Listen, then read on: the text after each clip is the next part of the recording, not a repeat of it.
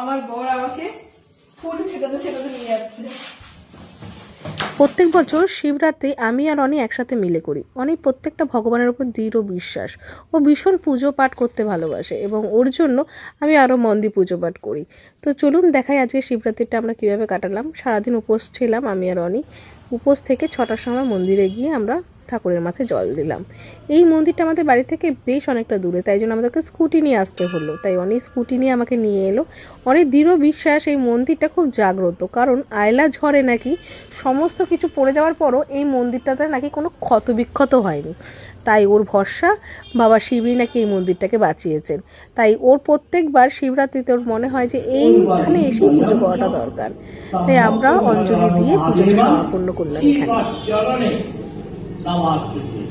উল্টা দিয়ে দাও, শুধু হাতে বলো প্রণাম। এই সব সচল। পুজোর পরে এবার একটু ধূপকাঠি দেখি বাড়ি যাওয়ার পথে। প্রত্যেকবার বাড়িতে ফিরে এসে দুজনের মাথায় জল না ঢাললে আমার ঠিক শিবরাত্রিটা কমপ্লিট হয় না। তাই শিবের পায়ের জল নিয়ে দুজনের মাথায় আমি দিলাম আমার শিব।